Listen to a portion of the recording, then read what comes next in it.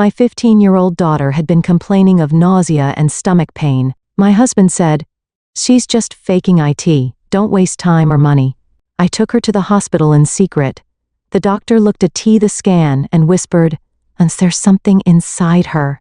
I could do nothing but scream. The Brown family's two-story house in a beautiful suburban neighborhood of Richmond symbolized a perfect family from the outside. With its red brick exterior, white window frames, well-maintained lawn, and colorful flower beds, neighbors considered it a picture-perfect home in every season. Elizabeth Brown sighed deeply as she looked at the high school student files spread across the kitchen island counter.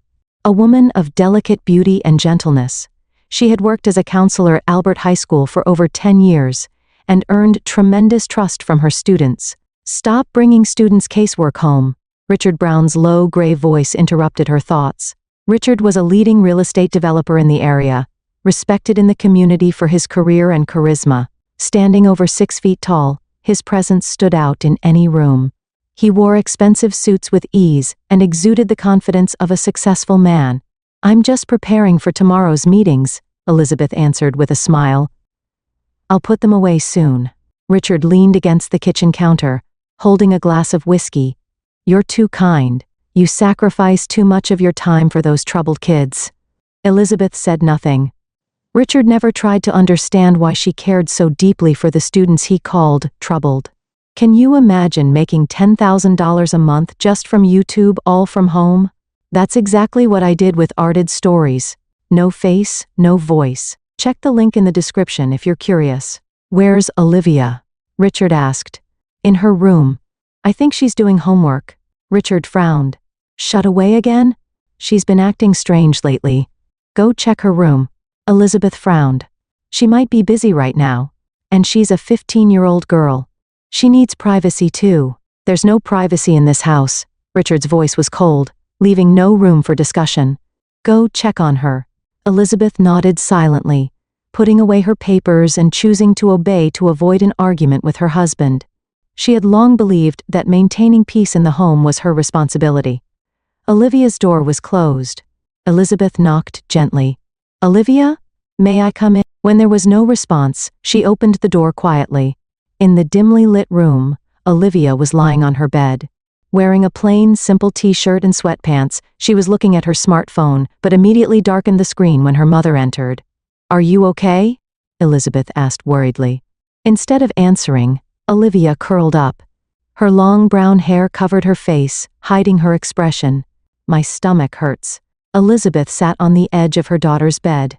"Again? That's the 3rd day."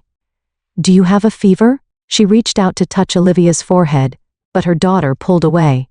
"No fever. I just don't feel well." "What about food? Do you want to eat something? I could heat up some soup." Olivia shook her head slightly.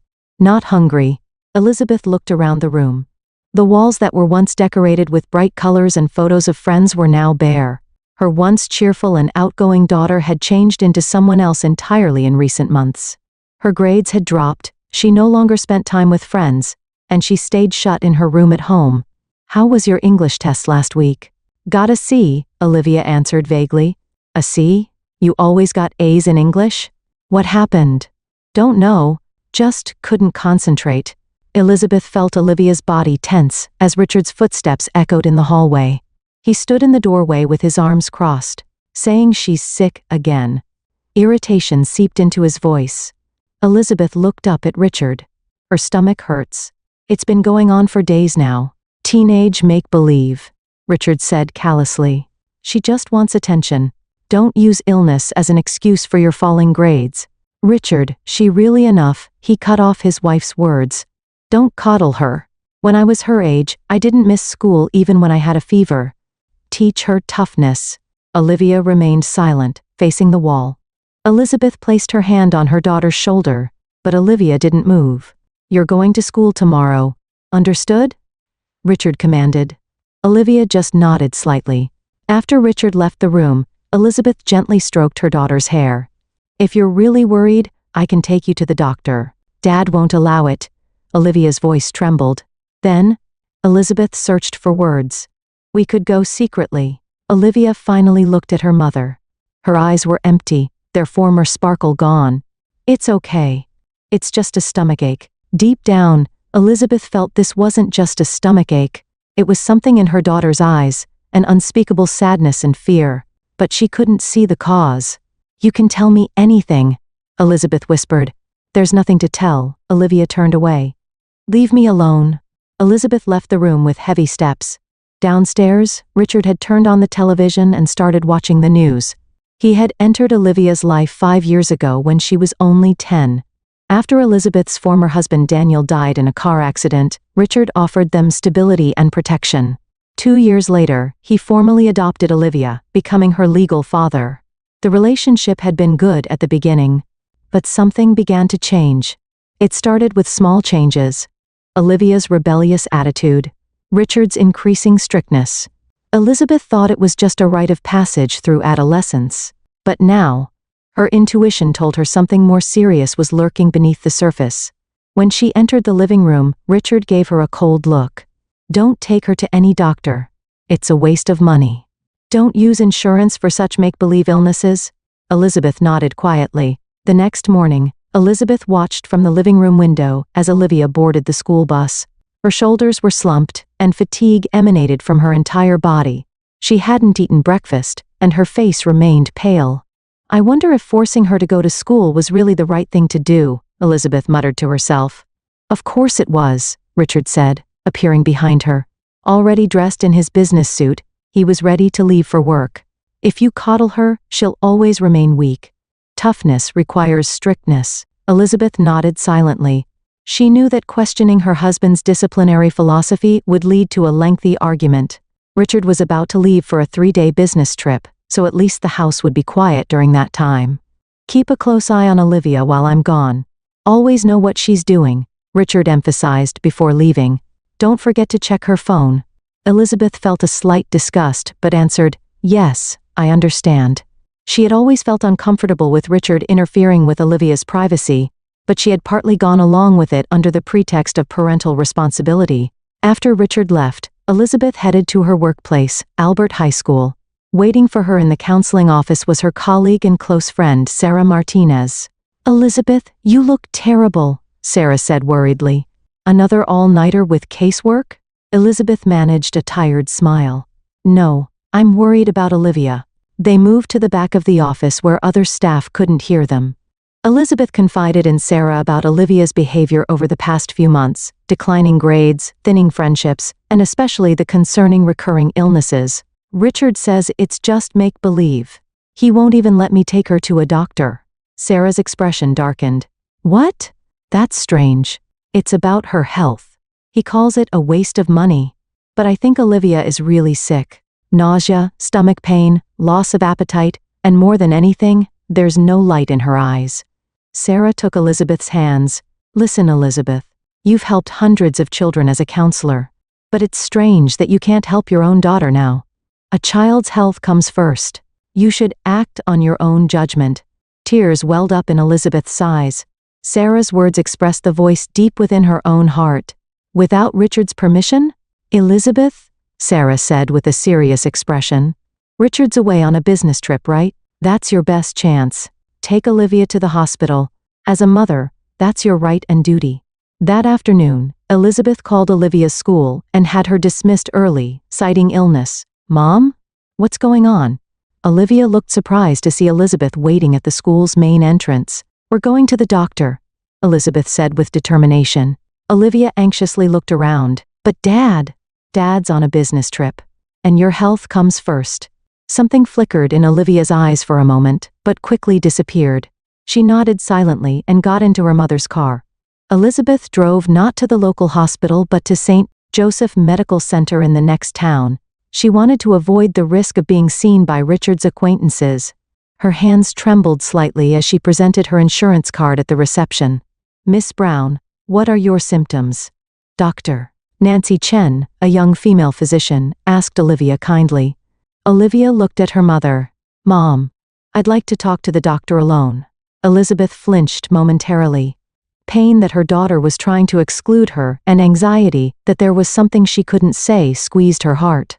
However, she understood the importance of respecting her daughter's wishes. Of course, Elizabeth smiled. I'll wait outside. Alone in the waiting room, Elizabeth couldn't calm her racing heart. Various possibilities crossed her mind about what Olivia might be telling the doctor and why she couldn't speak in front of her mother. Drugs? Alcohol? Or, she tried to push away the frightening possibilities that came to mind. 45 minutes later, the examination room door opened. Doctor? Nancy's expression was stern, and Olivia's eyes were red as if she had been crying. Mrs. Brown, doctor, Nancy addressed Elizabeth. I need to speak with you. Your daughter needs some tests. I'd like to conduct several tests today, if that's all right with you. Elizabeth couldn't hide her distress. Tests? What kind of tests? Blood tests, and the doctor paused a moment as if choosing her words. An ultrasound. Ultrasound? An ominous feeling spread through Elizabeth's chest. Is it something serious? Doctor. Nancy maintained her professional expression. I can't say anything until we see the test results. We'll have the results by tomorrow. Could you come back tomorrow evening? Elizabeth looked at Olivia. Her daughter was staring at the floor, silently crying. Of course, Elizabeth answered. Whatever my daughter needs. A heavy silence hung between them in the car on the way home after the tests. Elizabeth tried to speak several times but couldn't find the words. Mom, Olivia suddenly spoke. Her voice was trembling. I'm scared. Elizabeth pulled the car to the shoulder for a moment. Then she hugged her daughter tightly. It's all right, Olivia. Whatever happens, I'm here for you. We'll get through this together. Olivia sobbed in her mother's arms. As Elizabeth rubbed her daughter's back, she mentally prepared herself for whatever truth would be revealed tomorrow. She was determined to be strong for her daughter, no matter how painful the truth might be. When they returned home, Olivia immediately shut herself in her room. As Elizabeth prepared dinner, she thought about how they needed to go to the hospital and return before Richard came back tomorrow. The next afternoon, Elizabeth ended her last counseling session at Albert High School. The clock showed 3:45. Richard will call at 5. I need to be back from the hospital and at home with Olivia by then, she thought anxiously as she grabbed her bag. Elizabeth Sarah stopped her. Are you okay? Elizabeth exhaled shallowly. I don't know. But we're about to find out the truth. Whatever happens, I'm here for you. Sarah embraced her shoulder. Call if you need anything. I'll come right away. Elizabeth nodded gratefully. Then, she hurried to the parking lot. At the school's main entrance, she saw Olivia already waiting. She looked even paler than yesterday, her shoulders slumped. Once in the car, Olivia stared silently out the window. Elizabeth wanted to say something but couldn't find the right words. Instead, she quietly started the car. When they arrived at the St. Joseph Medical Center parking lot, Elizabeth could hear Olivia's breathing grow ragged. She parked the car and turned off the engine. But neither of them moved to get out. Olivia, Elizabeth turned quietly toward her daughter. I don't know what's happening, but I promise you one thing. No matter what, I love you and I'll protect you. We'll get through this together. Tears welled up in Olivia's eyes. She opened her mouth to say something, but no words came out. Instead, she just nodded slightly. Inside the hospital was bright white, with the smell of disinfectant in the air. After checking in, they were escorted to Dr. Nancy Chen's office. The doctor stood up with a serious expression when she saw them. Mrs. Brown, Mississippi. Please sit down. She indicated chairs on the other side of her desk. A strange tension hung in the examination room. Doctor. Nancy stared at her computer screen in silence for a few seconds. Then, after taking a deep breath, she turned to Olivia and Elizabeth. The test results are in, doctor, Nancy said quietly. Her voice had the typical calmness of a physician, but clear concern showed in her eyes. After looking at Olivia's blood tests and ultrasound results together, she hesitated for a moment. In your stomach. Elizabeth's heart began to race. Time seemed to stop. Olivia is pregnant, about 12 weeks along. The sound of blood rushing roared in Elizabeth's ears. A cry escaped her lips, seeming to come from so far away she barely recognized it herself. No! She couldn't find words. Olivia covered her face with both hands, bent forward, and broke down crying. Elizabeth automatically put her arms around her daughter, but she herself was trembling. I understand how you feel, doctor, Nancy said quietly. This is an extremely difficult situation. Olivia is only 15.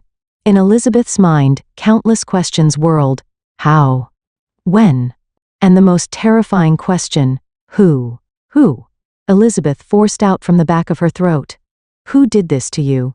Olivia couldn't answer, just kept crying. Doctor. Nancy stood up and said quietly, "Let's talk in another room. A nurse will stay with Olivia." Elizabeth nodded vaguely. Though she didn't want to leave Olivia, she understood the need to calm down. A nurse entered the examination room and gently placed her hand on Olivia's shoulder. Elizabeth stood up weakly and followed Dr. Nancy. Entering a small consultation room, the doctor closed the door and faced Elizabeth. "First, take a deep breath," she said quietly. Elizabeth did as told, inhaling a shaky breath. "In situations like this, there are various options, doctor," Nancy continued. "There's still time, but whatever choice you make, Olivia's mental care takes priority." Elizabeth finally found her voice.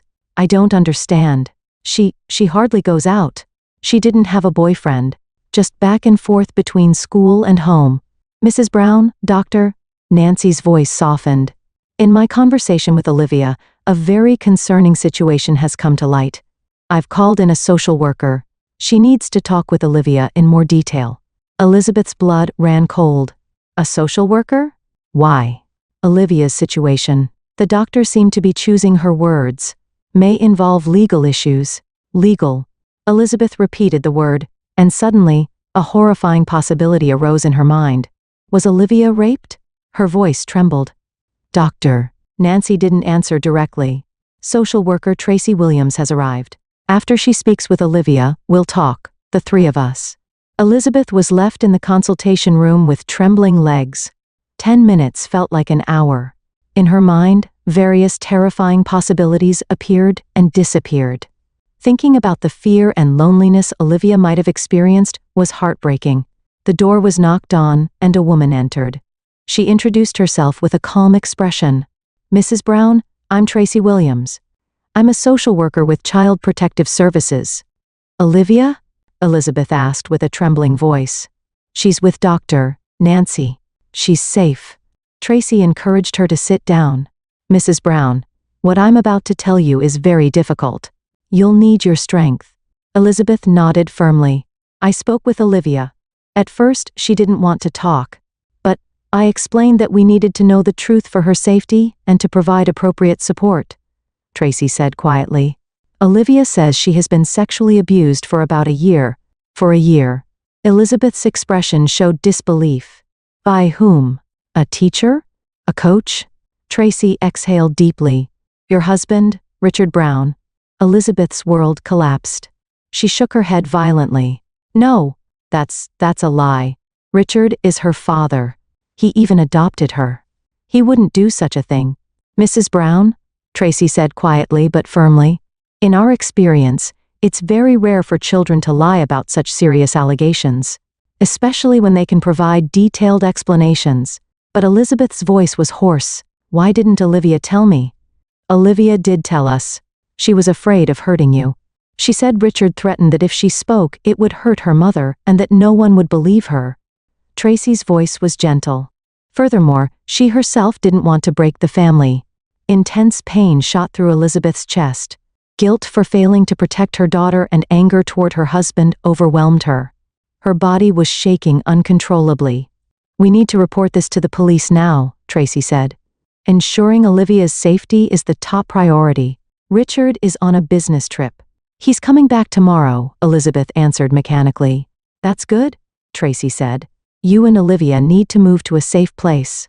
Do you have relatives or trusted friends you could stay with?" Sarah's face appeared in Elizabeth's mind. "Yes, I do." "Excellent." Tracy smiled gently. "A police officer will record statements from you and Olivia. After that, you'll move to a safe location. Meanwhile, an arrest warrant for Richard will be issued." Though Elizabeth's mind was in chaos, one thing was clear. She had to protect Olivia. Now that she knew her husband's true nature, all her maternal instincts had awakened to protect her daughter. "Let me see Olivia." She stood up. Tracy opened the door and escorted Elizabeth to Dr. Nancy's examination room. Olivia sat in a chair, her eyes red and swollen. When Elizabeth entered, Olivia shrank back fearfully. "Olivia." Elizabeth said with a trembling voice. I'm sorry. Mom couldn't protect you. Tears welled up in Olivia's eyes again. I wanted to tell you, but I was scared. Elizabeth rushed over and hugged her daughter tightly. They cried in each other's arms. For a long time, no words were necessary.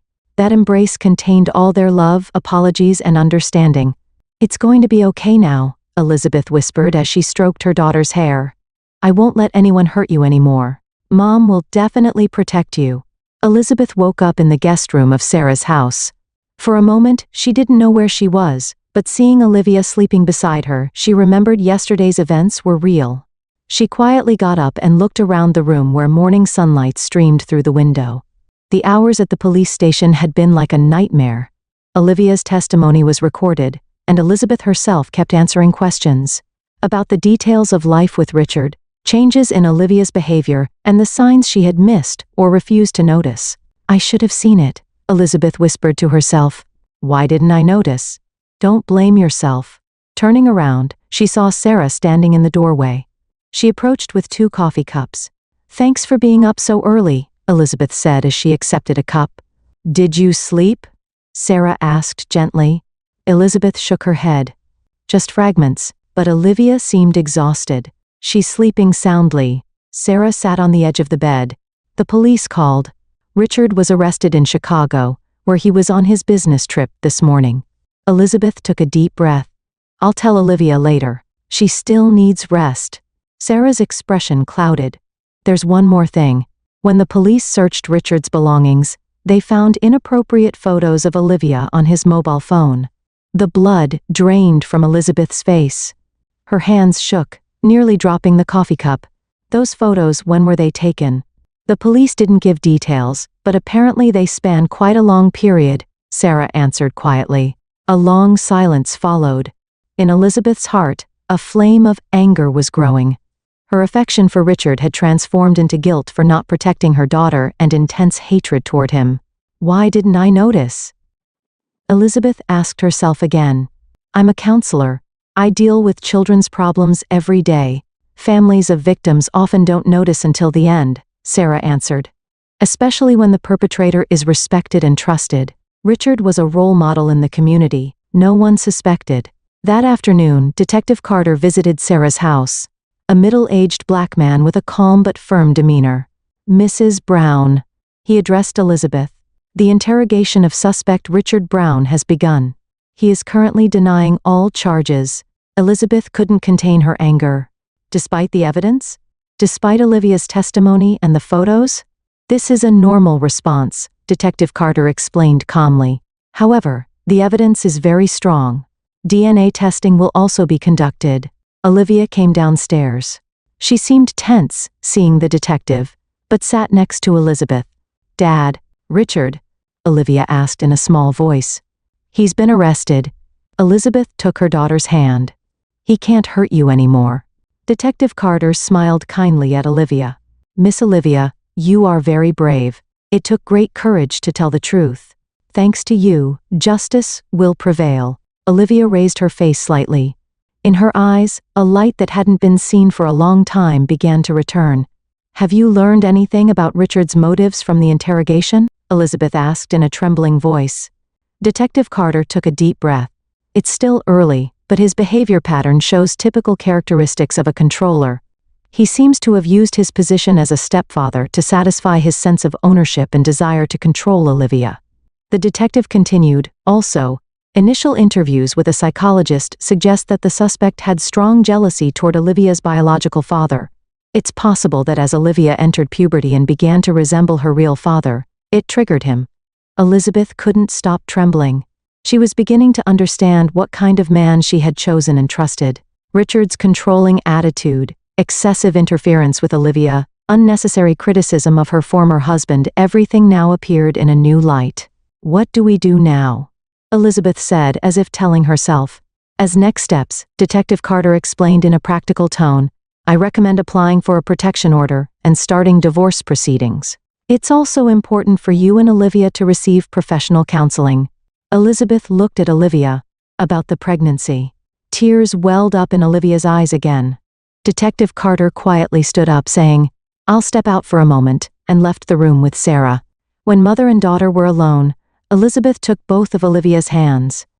"Whatever choice you make, I'm on your side. Remember that." Olivia answered through tears, "I don't want to have the baby. Every day. I would remember." Elizabeth hugged her daughter tightly. "I understand. I respect your choice." That night, after Olivia had fallen asleep, Elizabeth sat across from Sarah in the kitchen. "I can't go back to the house," Elizabeth said quietly.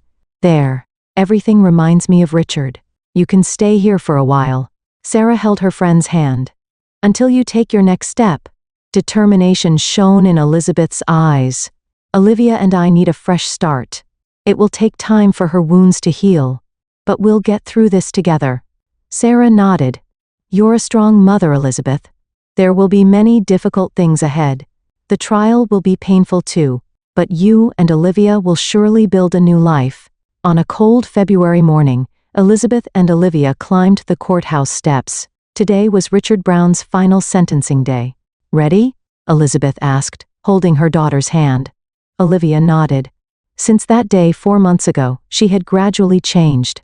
She had received professional counseling, participated in support groups, and above all, the new bond built with her mother had supported her. Inside the courtroom, all was quiet. When Richard was brought to the defendant's seat, Elizabeth saw him for the first time in months. The husband who had once been full of dignity and confidence was gone. Instead, there was a man with a haggard face and empty eyes. Richard had initially denied all charges. However, Olivia's DNA test confirmed his paternity, and the photos and messages discovered on his phone were irrefutable evidence. After the preliminary hearing, he eventually agreed to a plea deal. Still, Olivia chose to testify in court. She wanted to give courage to other children in similar situations by sharing her experience. "Defendant, Richard James Brown," Judge Margaret Saunders said in a solemn voice, "you have pleaded guilty to sexual abuse of a minor, possession of child pornography, and incest." The judge looked sternly at Richard. "This is an extremely despicable crime that has inflicted permanent wounds on the victim's life. Your act of using your position and authority to abuse a child you should have protected deserves the harshest condemnation." A heavy silence fell over the courtroom. "This court sentences you to 25 years in prison. Possibility of parole begins after 18 years. Elizabeth embraced Olivia's shoulders. Between them flowed relief and a sense that one chapter had ended. Outside the courthouse, spring sunshine greeted them. 3 weeks ago, they had left this town and moved to a small town called Cedarville, 100 miles away. Elizabeth had secured a position as a counselor at a local school, and Olivia had begun attending a new school. "Mom," Olivia suddenly said, "I want to speak at the support group about my experience." Elizabeth looked at her daughter in surprise. "Really?